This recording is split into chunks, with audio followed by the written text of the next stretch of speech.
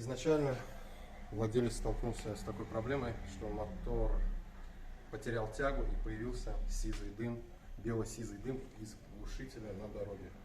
Соответственно, были предположения, что развалился вал и масло погнало в глушитель. Сейчас я приложу сюда короткое видео.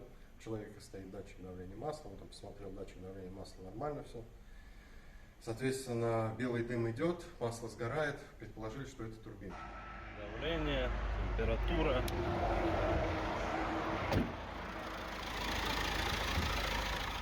И хуярит.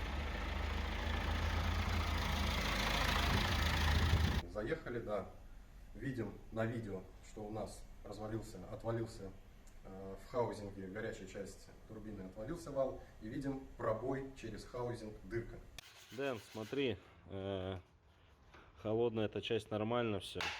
И турбина-то тоже, это как его, фотоновская, холсет, то есть не как у тебя оригинал, короче. Вот, то есть ни на этом нету ничего. Ни здесь, ни шильдиков, ни там, ничего. Овал горячей части получается. И он въебал, вон аж дырка. Вон. А турбина такая же, как я купил. То есть, соответственно, что-то попало в турбину. Турбина вращается там 100 тысяч оборотов и больше под нагрузкой. Соответственно, что-то на этой огромной скорости попало и через стену пробило просто-напросто вот эту чугунину. Почему так произошло? Вот у нас спираль накала. Вот эти лепесточки, спираль, которая находится у нас в изоляторе, она развалилась и, соответственно, через впускные клапана пролетела в цилиндры, там ее побило, вот эти куски, и через выпускные клапана выплюнула в турбину. Соответственно, через выпускной коллектор на большой скорости попадает такой кусок и вылетает в сторону. В лучшем случае у вас вылетит, погнет просто крыльчатку, или она просто заклинит, у вас потеряется надув. Самое интересное, что когда человек менял турбину, он видел дырку в горячей части турбины и не полез смотреть вот эту спираль накала. Была просто установлена новая турбина, и человек поехал дальше. Что произошло дальше? Там 1500 километров проехал, и пошел стук.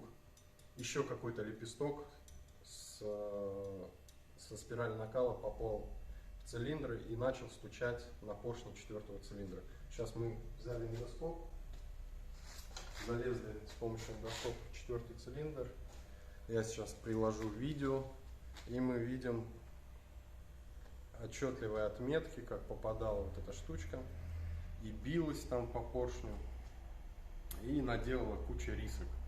Могло повлечь за собой замену опять новой турбины. Ну и, соответственно, сейчас у нас появился стук, потому что поршень добивает до клапанов. Видно отметины. На днище поршня видно вот эти блестящие отметины, это вот как раз до клапанов добивает. Первый раз смотрите через 150 тысяч, потом каждые 50 тысяч километров смотрите. Очень многие ребята приезжают на регулировку клапанов. Ты лезешь смотреть спираль накала, говоришь, все, уже спираль накала умирает, давай менять. Он говорит, денег нет, будем просто регулировать клапана. Ну вот такие вот последствия. Это сразу считайте капитальный ремонт двигателя и замена турбокомпрессора. Вот эта деталь стоит 5000 рублей. Ну, 5600. 5-600, вот так вот в среднем. То есть, ну, вот, такое наглядное пособие для экономистов. Хотя, вроде можно посмотреть, мы ее смотрели 90 тысяч назад на этом автомобиле. 75. 75 тысяч назад. Она не шевелилась, не брякала, все с ней было нормально. То есть, ну, раз 150 тысяч, ее лучше вообще новую поставить и забыть. Помимо этого мотор сапунит. У нас была тенденция, мы замеряли картерные газы. В декабре у нас было еще более-менее 28-29 литров в минуту. Потом в апреле, в марте 32. И начался в апреле 43. И в июле В июле 55 уже начало шкалить картерные газы. То есть у нас весной прихватило у нас поршня, начали сыпаться кольца. Сейчас этот цилиндр полностью, особенно первый, четвертый цилиндр, полумесяцем разодран очень сильно. Мясо идет у нас уже в четвертом цилиндре, начинает соприкасаться, граничное трение металла об металл. То есть все 4 цилиндра разодраны. Это еще как бы хоть как-то эту ситуацию сглаживает. Не так, что мы взяли, там спираль попала в идеальный мотор и наделал таких делов. Да, мотор уже надо было делать, но он мог еще эксплуатироваться. И эксплуатируются такие моторы, бывают и 200 тысяч отъездит, могут с опунящим мотором. Ну, вот такая вот неприятная ситуация.